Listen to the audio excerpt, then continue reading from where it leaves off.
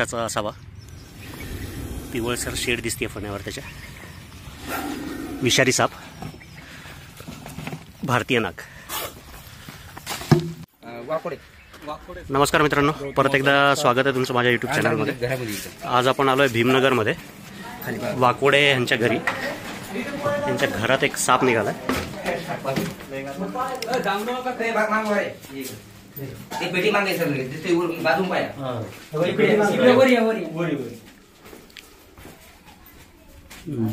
तोंड इकडेच ते बाजू बी करू, आडवा धरायचा नागरिक सर ही बाजू बी आडवा धरायचा, त्याच्यात बघा तुम्ही नागरिक सर बाजू बी करू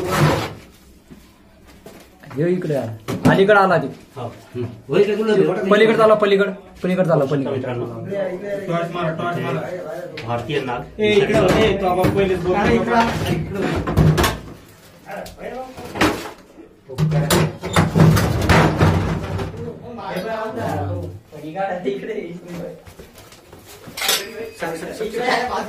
सरका थोडं सरका।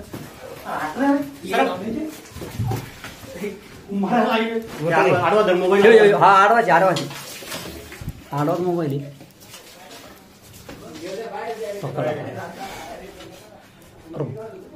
वरी नका सोडू फक्त आमच्या नाही आता मोबाईल नीट धर। हो मोबाईल झाला चालू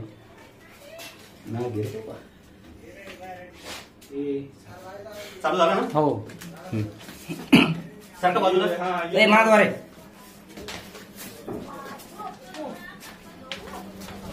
बाजूला राम बाजूला आम्हाला एक फोटो अरे फोटो नंतर काढणार आहे। अरे फुलाची झाड आहे ती फुल बघू शकता मित्रांनो, हा एक भारतीय नाग विषारी साप दिसला। कसं काय घरात बरं फोन लावला मी दादार झालं पहिले बरणी घ्या तिथली। भरणी घे रे काय विषारी असणारा साप नॉर्मली उंदरांच्या शोधात घरात येतो, पण हा साप शिकारीसाठी रात्री बाहेर निघतो। हा साप आधीपासूनच घरात येऊन बसलेला होता। घराची साफसफाई चालू असताना अचानक हा दिसला।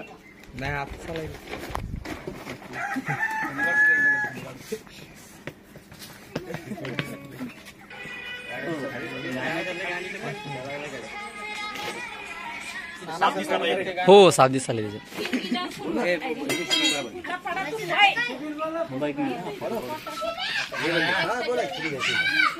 एखादा पुठ्ठा नाही तर पत्रा आहे का? पुठ्ठा पायरे सुद्धा आत आहे का? खडी काढू ते काय म्हणतो का फणी काढू दे फणी काढायसाठी असते का? वारे वा फणी कस काय काढणार ते एवढं? अरे बाप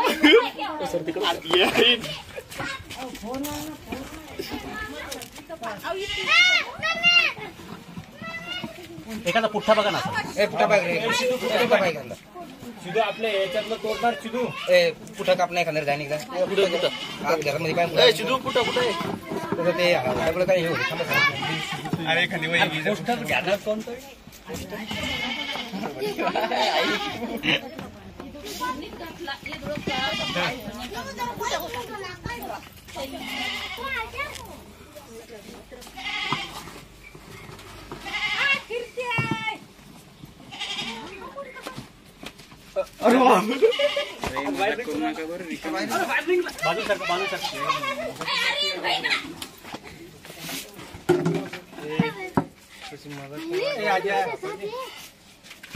फक्त सोडू नका नाही तर मग इथं आओ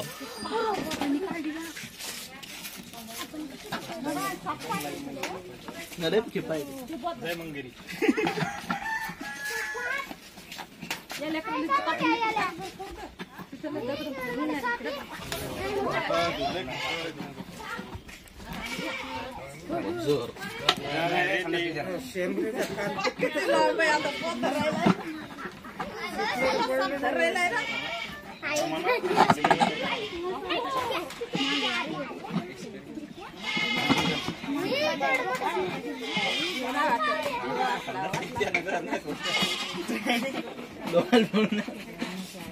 ते हाँ तसं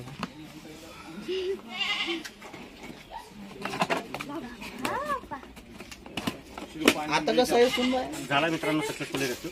लवकर त्याला त्या नैसर्गिक अधिवासात सोडून देऊ. थोडंसं आता काळजी घ्या. दिसला कोणाला पहिले इकडे रे. ते नंतर